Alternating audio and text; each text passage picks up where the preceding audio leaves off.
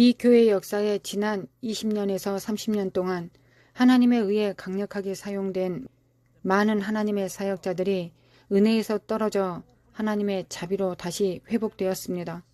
그러나 그들은 더 이상 한때 그들이 걸었던 사역의 정점에 도달하지 못했습니다.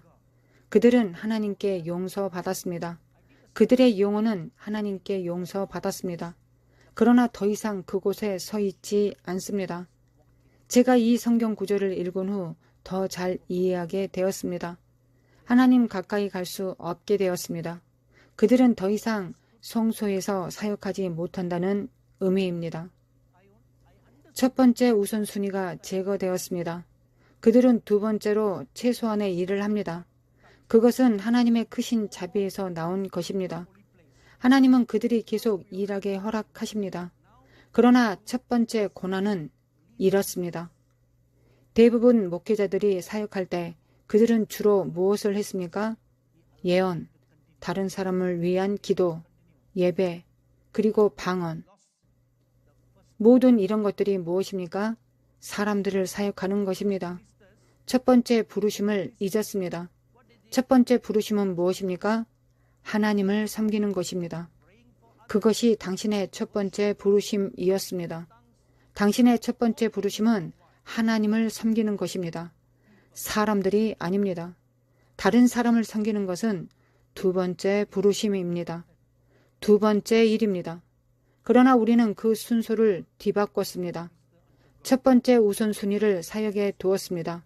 우리는 너무 바쁩니다. 우리는 하나님을 섬기는데 집중하지 못합니다. 사역에 너무 바쁜 것은 아스다롯이나 이세벨이 마시라고 주는 포도주입니다. 당신은 그것에 취한 것입니다. 그것에 취해서 너무 바쁩니다. 계시록 14장 8절, 17장 2절에서 아스다롯과 이세벨의 영이 우리에게 포도주를 줄 수 있다고 말합니다. 그것은 주 예수의 참 포도주가 아니라 거짓 포도주입니다. 거짓 포도주를 마시면 당신은 첫 번째 부르심을 잊습니다. 사람들을 섬기느라 너무 바쁩니다. 다가오는 이 정화의 목적은 무엇입니까? 하나님은 정결케 하시고 깊은 회개를 일으키시고 하나님에 대한 두려움을 회복시키실 것입니다. 이것이 지금 일어나고 있는 일입니다. 표면적인 회개만이 아니라 마음에서 우러나오는 깊은 회개입니다. 얼굴을 들고 싶지 않은 깊은 회개입니다. 깊은 회개는 하나님을 경외하도록 할 것입니다. 이것을 하기 위해 하나님께서 그분의 집에 심판을 내리실 것입니다. 베드로전서 4장 17절에서 심판이 먼저 하나님의 집에서 시작된다고 말합니다. 왜일까요? 이는 우리가 천사들을 심판하고 세상을 심판할 것이기 때문입니다. 재판관이 될 자격을 얻기 전에 여러분이 먼저 심판을 받아야 합니다. 먼저 정결함을 받아야 합니다. 보좌에 앉아 이스라엘 12지파를 모두 심판할 재판관이 될 자격을 갖추어야 합니다. 심판은 하나님의 집에서 시작될 것입니다. 우리는 하나님의 집에서 있었던 초대교회의 4가지 설례를 봅니다. 첫 번째, 사도행전 5장 1절에서 11절까지 아나니아와 삽비라가 심판을 받았는데 심판이 어디서 일어났습니까? 하나님의 집입니다. 그들은 교회의 성전에 있었습니다. 그들이 심판받았을 때 죽었습니다. 두 번째, 고린도전서 5장 1절부터 5절에서 고린도 교회에서 음행하는 자들이 심판을 받았습니다. 사도 바울은 사람들이 친교를 위해 고린도 교회에 모였을 때 그가 영에 사로잡혀 거기에 있었다고 기록합니다. 그들은 무엇에 대해 번창하고 있었습니까? 음행입니다. 심지어 아버지의 아내를 취하였다고 했습니다. 고린도 교회에 그런 음행이 있었습니다. 사도 바울은 성령에 의해 영으로 와서 그런 가증한 일을 범한 자들을 심판했습니다. 이런 자를 사탄에게 내어주어 육신은 멸하고 영은 구원을 받게 했습니다. 약 15년 전 저는 병원에 있던 한 청년을 위해 기도해 달라는 요청을 받았습니다. 제 비서가 저를 병원에 데려오기 위해 이 청년이 우리의 매우 충실한 동역자의 외동 아들이라고 말해 주었습니다. 그녀는 이 청년이 불치병에 걸렸고 의사들은 이미 이 청년을 포기했다고 말했습니다. 그 청년은 자신이 죽을 것이라는 사실을 모르기 때문에 어머니가 저에게 와서 기도하고 치료해 달라고 간청했습니다. 그래서 저는 알겠다고 가겠으니 걱정하지 말라고 말했습니다. 저는 그 도시에 있었기 때문에 그곳에 갔습니다. 아이가 머물고 있는 방에 들어갔을 때 24살의 청년을 보았습니다.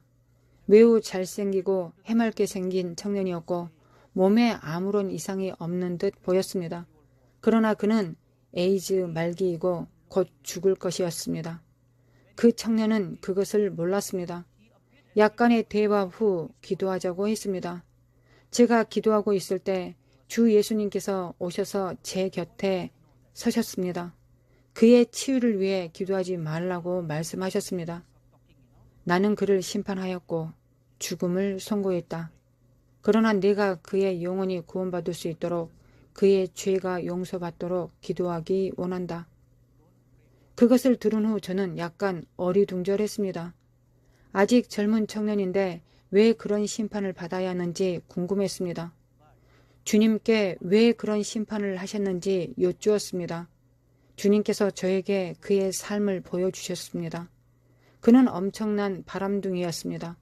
매일 밤 거리에서 여성을 골라 결혼하겠다고 약속하고 그의 말을 믿는 순진한 여성들은 그를 따라갔습니다. 그런 다음 그는 마음에서 그들을 지웠습니다. 이것도 매일 밤에 일어난 일입니다.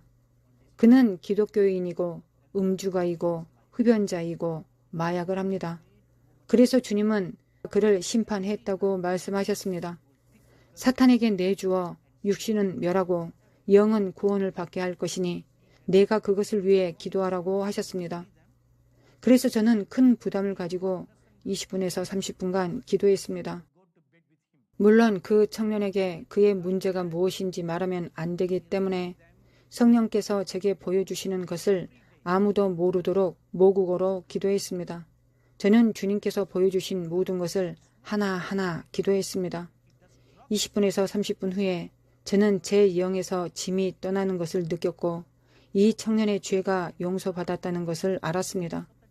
주 예수께서 제 곁에 서 계셨고 저의 기도를 들으시고 기도가 끝날 무렵 그분의 얼굴에 미소가 번졌습니다. 저는 주님께서 그 기도를 들으셨다는 것을 알았습니다.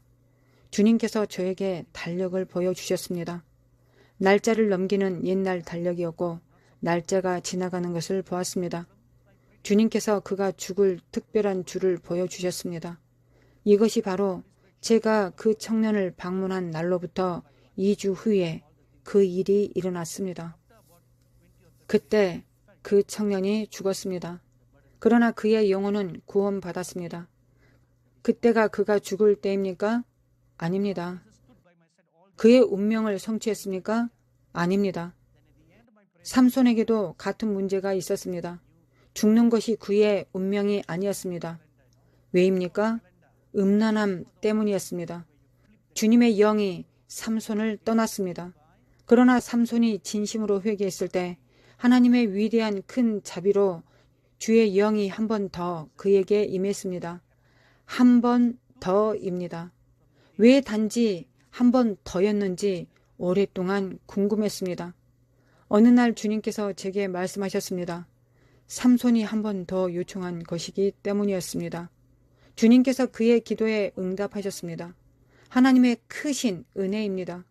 제가 항상 하나님은 선하시다고 말하는 이유입니다. 세 번째, 디모데전서 1장 19절부터 20절입니다. 믿음과 착한 양심을 가지라. 어떤 이들은 이 양심을 버렸고 그 믿음에 관하여는 파선하였느니라.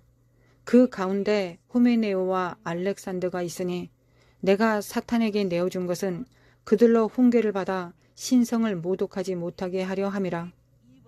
그 두 사람 후메네오와 알렉산더가 신성 모독죄로 하나님께 심판을 받았습니다. 그들은 사도 바울에게 큰 악을 행했는데 크게 사도 바울을 회방했습니다. 그들은 심판받았습니다. 네 번째, 이 모든 목적이 무엇입니까? 그 목적은 하나님께서 다시 한번 사역자들을 그와의 친밀한 장소로 이끌어 오셔서 무엇보다 하나님을 섬기도록 하는 것입니다. 이 정화의 전체 목적은 여러분을 이끄는 것입니다. 이 심판은 하나님의 크신 은혜입니다. 하나님의 크신 자비입니다. 여러분을 올바른 운명으로 다시 데려오십니다. 왜 선지자 요나는 고래에게 삼켜졌습니까?